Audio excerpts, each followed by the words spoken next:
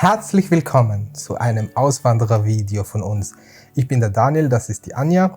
Hallo. Und wir sind in Bulgarien gelandet für einen Monat und wollen ein bisschen unsere Erfahrungen teilen, wie es uns hier so ergangen ist, wie wir darüber denken und ein paar Tipps und vielleicht ein paar Sachen, wo man ein bisschen aufpassen muss. Zuallererst so die Kultur.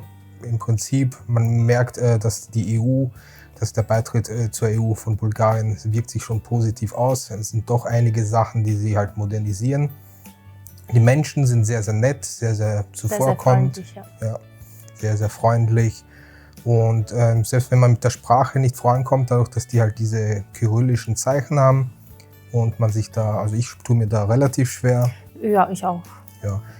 Und trotzdem mit Händen und Füßen geht alles. Viele können auch Englisch. Also mehr wie man dachte, also wenn man immer hört von anderen, dass die alle da unten alle kein Englisch können, das ist so ein bisschen übertrieben. Wie wir durch Serbien gefahren sind, waren sogar die Autobahnschilder eben auch mit dieser kyrillischen Sprache, mit dem Zeichen und dann drunter sogar, also normal die lateinischen Zeichen und sogar auf Englisch, also nicht irgendwie in deren eigenen Sprache, sondern auf Englisch. Also sie entwickeln sich weiter. Einige können auch Deutsch, ne? Ja gut, wir sind hier am Meer. Es kann ja sein, dass wieder im Innenland ist das ein bisschen anders. Genau, wir sind hier in Burgas, also nicht in Varna. Varna ist nördlich von Burgas, 100 Kilometer oder so in die Richtung, so 1,5 Stunden über den Berg drüber. Das Klima, wir sind jetzt, glaube ich, seit September hier, einen Monat. Wir hatten nicht einen Regentag. September, ja. Nicht mal einen Regentag, ja. Also draußen ist es wieder 28 Grad. Wir haben, glaube ich, Also auch wenn es zeigt 23 Grad, das ist ja total warm, weil es hier tatsächlich fast immer die Sonne scheint. Ne? Also das Klima ist sehr, sehr angenehm dafür, dass man Oktober hat. Man kann es vergleichen so ein bisschen mit Mallorca, wie ich da mal vor ein paar Jahren war im Oktober. Das Meer ist noch relativ warm, aber auch an bestimmten Stellen, kommt wieder darauf an, wo man ist. Das Meer ist auch relativ, also eigentlich sauber. Das Wasser ist sehr klar. Kristallklar, ja. Ja, natürlich Müll in Bulgarien, sowie allgemein. Desto südlicher man in die Länder kommt, ist halt ein Problem, aber die wissen sich zu helfen. Also Mülltrennung, dieses Übertriebene, wie man es aus Deutschland kennt, ist hier gar nicht existent. Es gibt eine Tonne, ne? Oder es wird hier alles verbrannt und auf eine Ecke irgendwo geschmissen. Alles, was man hat, ob das Glas ist, ob das Klamotten sind, Abfälle von Garten, und es wird einmal in der Woche dann auch geleert. Nur es liegt dann halt gewisse Zeit, ist auch nicht so schön anzusehen. Aber es wird halt entleert, auch der ganz normale Wohnungsmüll, sage ich mal, der wird ja auch jede Woche geleert. Ja, die haben ihre eigenen Wege, man sieht es halt auch in Serbien an den Autobahnen links und rechts immer wieder irgendwelche Feuerwolken, so quasi, dass da irgendwo was verbrannt wird. Also es funktioniert alles, der Müll verschwindet dann. Also die Platz dafür haben die ja, ne? Ja. Hier in Deutschland wird der Müll ja auch verbrannt im Endeffekt. Ja. Hier machen sie es halt alles selber und dort wird es halt von Firmen gemacht, die halt Geld verdienen, richtig. Genau. Und es wird ja alles privatisiert und das ist ganz anders hier. Und dann halt das Arm- und Reich-Gefälle hier. Man merkt schon, es gibt auch wohlhabende Bulgaren, die von der EU profitieren. Und dann gibt es halt, ja gerade, man darf ja das Z-Wort nicht sagen, das ist das heißt jetzt Pusterschnitzel. Die sind sehr, sehr nett, aber halt sehr, sehr arm. Man merkt, die werden halt wirklich, die sind die unterste Schicht. Die reiten hier noch mit Kutschen, Pferden, quer mit Eseln durch die Prärie. Sind aber auch alle nett. Man hat dann nirgends irgendwo Angst, dass die irgendwo einen überfallen würden oder so. Also genau, also wir wohnen hier seit knapp einem Monat und sowas wie Angst, selbst in der Nacht oder am Abend, habe ich hier überhaupt nicht gespürt. Also das ist hier, sobald man hier ist, man sieht, wie die Menschen mit sich freundlich und mit Respekt umgehen. Selbst wenn die dich nicht kennen, man grüßt sich hier, man gibt sich Mühe, habe ich das Gefühl. Also die sitzen auch alle am Straßenrand da. Genau, am Abend, am Feierabend sitzen alle Nachbarn zusammen und die trinken keinen Alkohol draußen. Kaffee, Tee. Genau, die trinken Kaffee oder Tee. Hier gibt es ja ganz viele, an jeder Ecke gibt es ja Kaffeeautomaten. Der Kaffee, der schmeckt auch. Von Lavazza, glaube ich, ist das meistens. Ne? Segafredo, kostet Lavazza. 70 Lever, oder? Es kommt drauf an. Da in Nessebar, glaube ich, habe ich gesehen 80, 90 Cent. Also die Währung ist ja Lever hier. Relativ leicht umzurechnen. Ein Lever sind 50 Cent, Mhm. genau, also die Hälfte. Ja. Das heißt, wenn irgendwas 10 Lever kostet, sind es 5 Euro. Ja. Also relativ simpel zu rechnen. Das heißt 80, also ein Lever kostet maximal ein Kaffee aus dem Automaten, sind unter 50 Cent. Mhm. Relativ einfach umzurechnen, gibt es kompliziertere Währungen. Die Preise hier in Bulgarien sind natürlich am Meer, wenn man da jetzt irgendwie am Restaurant, am Strand Mit einem Meerblick. mit Meerblick, dann zahlst du für den Meerblick, aber Aber auch nicht so viel wie in Deutschland. Ne? Ja. Das ist jetzt auch nicht annäherbar. ja, also eine Hauptspeise mit Meerblick um die 10 Euro, zwischen 8 und 12 Euro, je nachdem, was man bestellt. Ich glaube, Garnelen sind relativ teuer, aber ansonsten Fisch kriegst du dann halt für 12 Euro, Schnitzel, Spaghetti und so weiter. Und sobald es ins Landesinnere geht, wird es halt natürlich billiger. Aber auch am Meer gibt es, man muss immer gucken, wo die Einheimischen sind. Wir waren da letztens auch wo war das jetzt? Nicht Pomorie, Das war sondern im Achalo. da, wo der Sonnenstrand ist. Nee, da, wo der Sonnenstrand ist. Sonnenstrand. Mhm. Da, wo halt die Touristen eigentlich sind. Und wenn man da so ein bisschen guckt, übers Gebüsch und dann sind da irgendwelche Bänke und Leute essen und die Einheimischen halt dort essen, da hatten wir, glaube ich, 15 Euro bezahlt für 3 Hauptspeisen, einen Salat, also da gibt es ja, wie heißt der Salat nochmal? Chopska. Schopska-Salat, so ein geriffelter Schafskäse irgendwie drüber mit normalen Tomatsalaten, Gurken. Ja, so Bauernsalat. Ne? Genau, 2 Euro irgendwie 20 um den Dreh. Dann Getränke hatten wir noch gehabt und was war da 3 noch? Getränke, 2 Suppen. Genau, Suppen hatten wir auch noch, also für 15 Euro. Ja. Da sind halt die Einheimischen dann, Das wo sie war essen. Ja. so richtige Hausmannskost, hat alles auch super geschmeckt. Also Salat, die man hier von Deutschland so auskennt mit grünem Salat, gibt es hier auch mit Eisbergsalat oder sonstigen, aber mehr ist das halt, dass man da tatsächlich so viele Tomaten, Gurken, Zwiebel mit Schafskäse zusammengemischt bekommt. Und das ist ja ein richtig tiefer Teller. Definitiv, also die Portionen sind auch alle, dass man auch satt wird. Du kriegst dann nicht so Mittagsmenüs, die irgendwie getrickst sind, gespart, sondern da ist eine Reisportion mit Hühnerkeule war das zum Beispiel. Da hast du einen richtigen Teller randvoll mit Reisroggen. Dann sind halt Gewürze auch drin, also nicht nur so ein langweiliger, trockener Reis, sondern da sind richtig Gewürze drin und. Wenn man jetzt ein bisschen ein mittelständliches Restaurant geht, da wo wir da waren, in diesen Caminite. Und das Thema ist halt, kriegst du die Speisekarte, die sind auch oft auf Deutsch, Russisch und Polnisch übersetzt, mit Bildern, ganz viel mit Bildern, dass man sich was vorstellen kann. Und da muss man halt auf Mittagsmenüs achten, die sind halt nur in Bulgarisch für die Einheimischen. Und da gibt es dann so einen Google-Übersetzer, also diese Google-App, die ladet man sich runter und dann zeigt man einfach nur mit dem Video drauf, dann übersetzt er das Pi mal Daumen. Und dann kann man sich so ein bisschen helfen. Wobei die Einheimischen, also die Kellner dort auch einem dann halt weiterhelfen mit Händen und Füßen, Chicken zum Beispiel. Ja, aber viele sprechen halt Englisch oder Deutsch. Ja, aber es geht darum, dass du halt weißt, was das überhaupt ist von zum Beispiel Chicken und einfache Wörter. Und die Speisen sind dann oft um die Hälfte billiger und ja, dementsprechend. Und natürlich gehobenes Restaurant, zum Beispiel dieses La Flor, wo man wahrscheinlich in Deutschland für eine Hauptspeise 25 Euro um den Dreh zahlt. Da zahlst du auch im Schnitt 10 Euro und alles. Ja, du hast halt auch nicht dieses Standard, wie man es kennt, Mallorca, Curry, Schnitzel, Pizza, sondern du hast wirklich Gott sei Dank. Krasse einheimische Sachen. Natürlich ein bisschen kreativ mit Teriyaki haben sie ab und zu mal so Sachen. Also essenstechnisch auf jeden Fall sehr, sehr günstig und man muss halt ein bisschen gucken, wo man hingeht. Und die Touristengegenden halt so ein bisschen meiden, so ein bisschen die Augen offen halten. Und eigentlich kaum etwas mit Pommes oder sonstigen. Ne? Eigentlich ist das hier alles so viel gesünder, finde ich. Gut, die Panade auf dem Fisch ist ja halt da, aber da kriegst du halt volle Portionen Gemüse dazu, statt Pommes, so wie bei uns. Ne? Also da essen die schon ein bisschen anders. Ja, ernährungstechnisch merke ich, dass ich so weniger Fleisch, diese Schopska-Salat nehme fast immer, weil der halt wirklich frischer schmeckt. Viel, viel weniger künstlich, auch die Kartoffeln. Wobei man merkt dann auch Unterschied. Die einen Wedges, die irgendwo dabei hatten, das war Tiefkühl, aber zum Beispiel Bratkartoffeln waren alle frisch gemacht und schmecken halt anders. Obst und Gemüse, wenn man einkaufen geht bei diesen kleinen Märkten, also nicht den großen deutschen Ketten, es gibt ja auch Kaufland, Lidl und da hast du ja diese ganzen deutschen Produkte. Und da zahlst du halt die Transportkosten zahlst du drauf und so ein Ketchup kostet dann irgendwie 4 Euro. Und daneben steht das bulgarische Ketchup, was wahrscheinlich nicht viel schlechter ist, wenn nicht sogar besser, kostet 1 Euro. Also Wer jetzt sagt, er kann auf deutsche Produkte nicht verzichten, der zahlt schon saftige Aufschläge. Ja.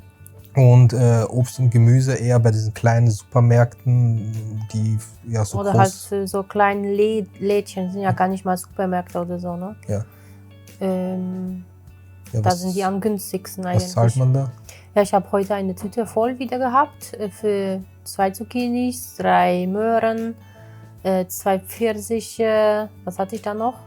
3 rote Beeten, einmal Granatapfel und dafür alles habe ich glaube 3,50 bezahlt, umgerechnet. Ne? Also da ist so eine quasi Einladung, um ein bisschen sich gesünder zu ernähren, weil das schmeckt ja auch alles. Ne? Das sieht halt nicht perfekt aus, so wie man das kennt, aber... Ist nicht EU-konform, ne? Genau, ist ja hier alles Selbstanbau. Und was die dann selbst anbauen, verkaufen die auch und das schmeckt ja richtig gut. Da habe ich ja in Deutschland mittlerweile vergessen, wie Obst und Gemüse schmecken kann. Weinanbau haben sie anscheinend viel. Also da in dem einen Supermarkt haben sie, glaube ich, 3 Gänge nur mit Wein und ein bisschen Spirituosen. Also Weingebiete anscheinend sehr, sehr viel. Also wer Weinliebhaber ist, wird da auf seine Kosten kommen. Also essen gehen, Bier einkaufen gehen, auch. Bier kostet da, was kostet im Restaurant 2 € oder sowas, ne? So ein halber Liter. Ja, also in Summe relativ günstig zu leben vom Essen her. Danach, ja klar, die Einreise ist noch ein wichtiges Thema mit der Vignette.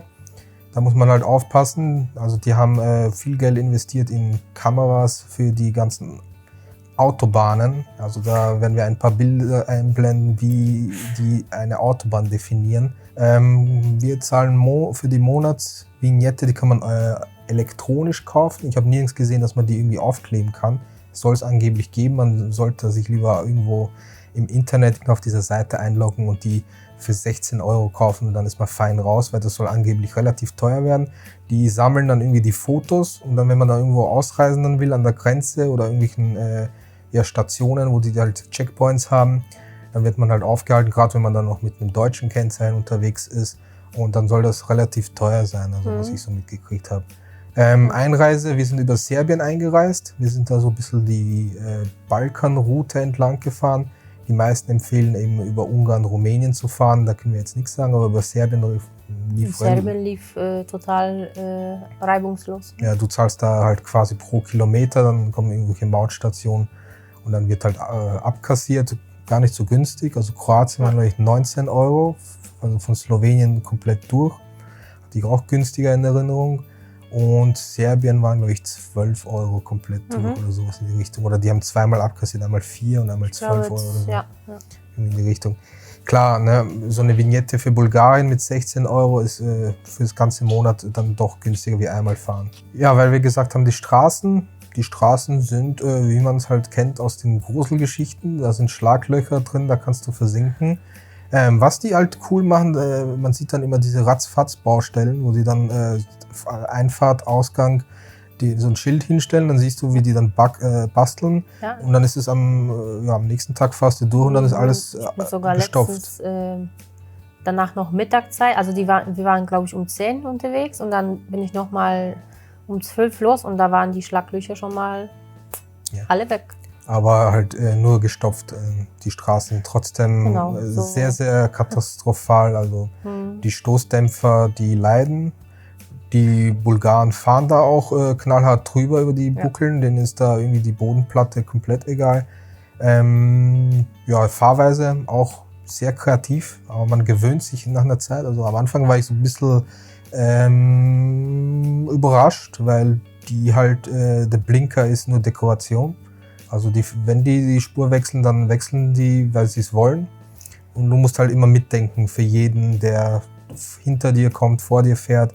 Plötzlich gehen die vom Gas auf eine Autobahn und fahren dann nur noch 60 km/h. Da kann man Auffahrunfälle machen. Ja. Plötzlich, wo dann, wie bei einem Videospiel, das Auto entgegenkommt, wie im Stillstand.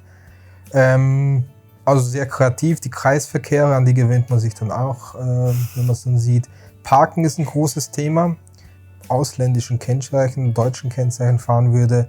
Ich habe da gelesen und gehört, dass die sich absprechen. Ich habe auch beobachtet, das sind dann an irgendwelchen Hotspot-Parkplätzen stehen dann irgendwelche Späher da mit ihren Täschchen und sollen sich dann SMS schreiben, wenn da einer geparkt hat und ja, es gibt schon einige Gruselgeschichten.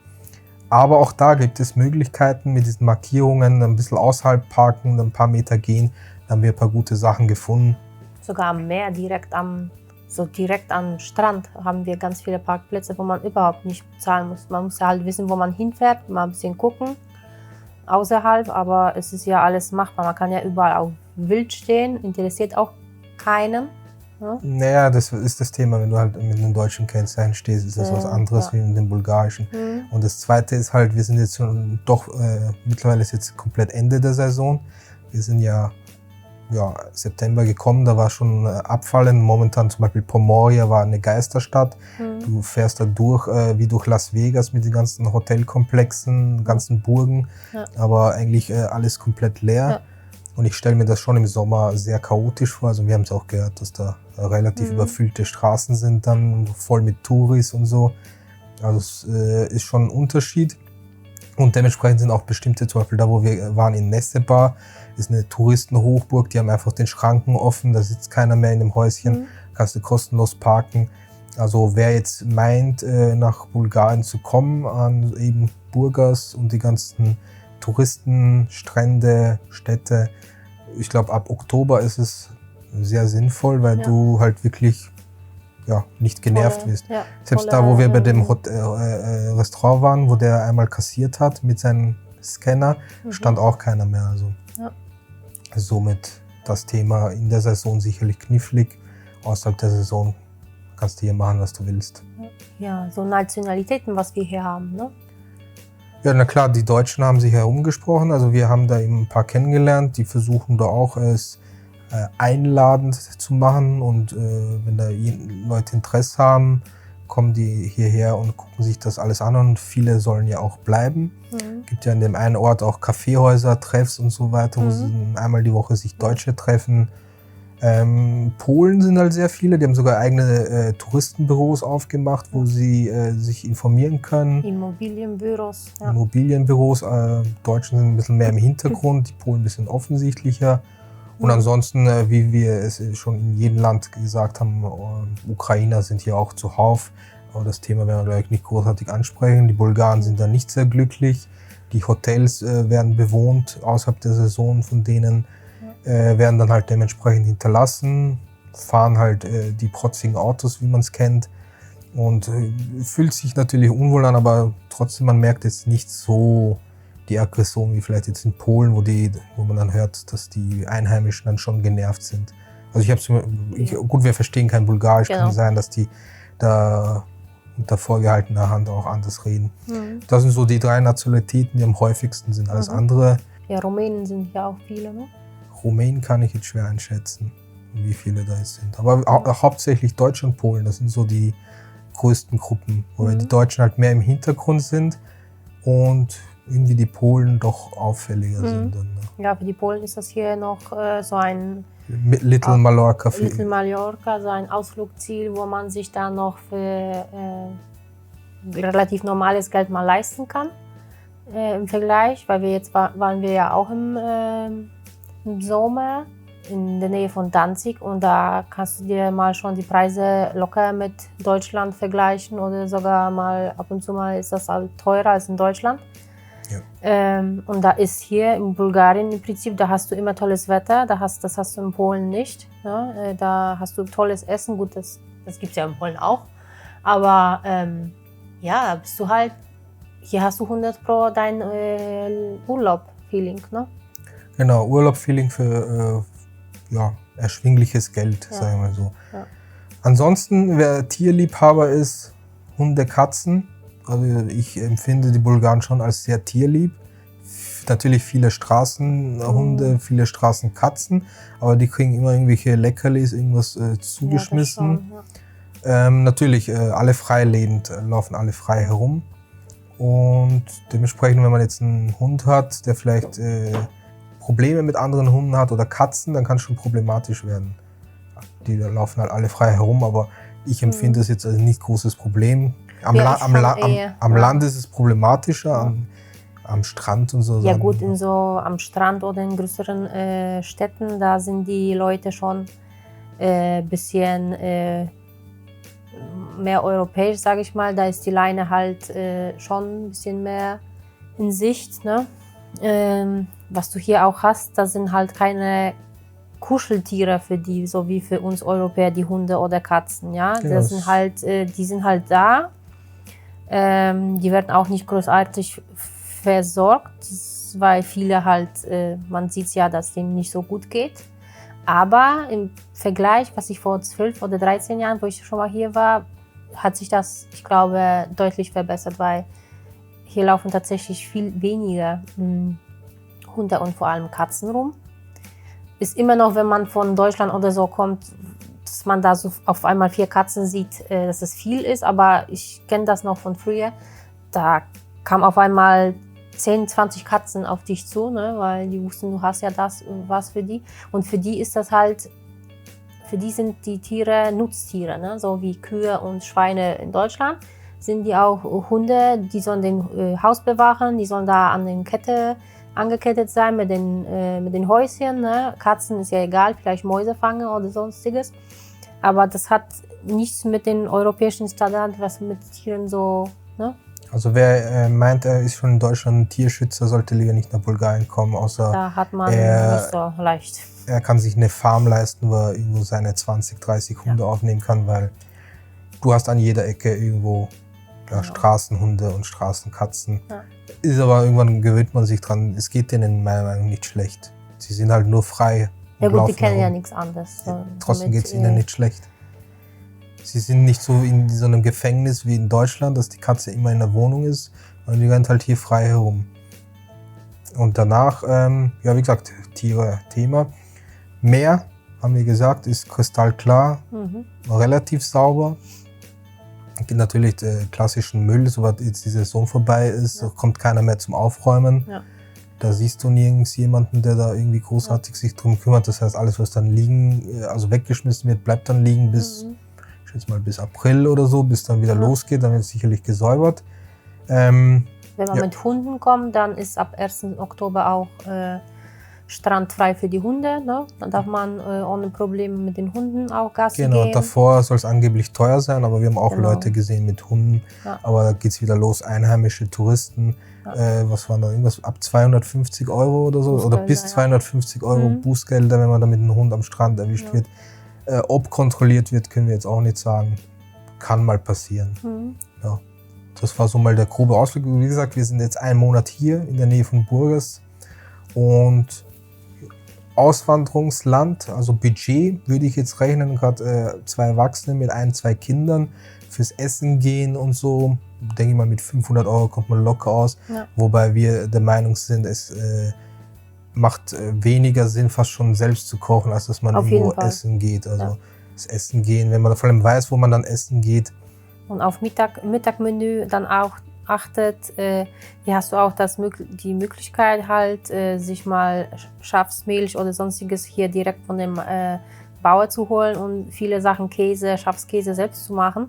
Da musst du dementsprechend auch fürs Frühstück oder Abendessen nicht viel Geld ausgeben. Weil klar, du kaufst ja Obst und Gemüse, machst irgendwie was Einfaches. Man hat auch, ich empfinde nicht, dass ich so viel Hunger habe wie vielleicht in Deutschland.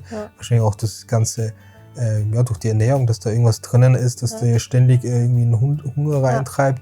Also wenn ich eine Hauptspeise esse, irgendwie so um 13 Uhr, wenn wir gehen, 13:30 dann bin ich meistens bis am Abend satt und eine Kleinigkeit. Also wie gesagt, 500 € Budget würde ich sagen, essenstechnisch. Und da hat man wirklich, da fehlt es an einem nicht wirklich viel. Das sind echt gute Sachen dabei. Mietentechnisch, selbst wenn man jetzt auf Airbnb guckt, zum Beispiel, kriegst du eine 70 Quadratmeter Wohnung für einen Monat für 500 €. Natürlich, wenn du dann hier ein paar Kontakte hast mit ein paar Deutschen, geht es sicherlich günstiger. Und zum Kaufen habe ich gesehen, in der Nähe von Burgas, was war das? Pomoria war das? 50.000 €, aber von einem Deutschen. Das heißt, wenn man da irgendwie Connections dann hat, dass man doch von Einheimischen kauft, wird es wahrscheinlich auch nochmal einen Ticken günstiger gehen. Aber da gibt es auch Leute, die sich besser auskennen als wir. Das ist nur das, was wir aufgeschnappt haben. Und das ist halt jetzt alles Meerlage, also Burgas. Ich denke mal, im Landesinneren wird es vielfach günstiger sein. Und somit Kommen wir zum Thema, ob das für uns ein Auswanderungsland wäre, also für mich, also für dich. Für mich eher vielleicht in späteren Jahren, wenn man sich dann zur Ruhe setzt. Also ich kann mir jetzt im Moment noch nicht vorstellen. Vielleicht, dass es hier zu wenig, weiß ich nicht, zu wenig Möglichkeiten gibt, mal außer etwas zu machen. Na gut, Bulgarien ist groß. Wir waren jetzt, wie gesagt, halt nur Burgas, die Gegend. Gibt schon einiges, klar, aber jetzt nichts Weltbewegendes. Aber ich sage mal, was willst du da großartig machen? Wenn du wandern gehen willst, gehst du ja in die Berge. Ja, wandern Da ist ja genug zu ja. tun. Und Ja. ansonsten hast du halt deinen Strand hier und ja klar, du hast jetzt nicht irgendwie wie in Deutschland Köln, Berlin und die riesen Städte. Du hast ja, glaube ich, Sofia, was so halbwegs anscheinend spannend ist. Plovdiv, glaube ich, und dann war es das eigentlich schon.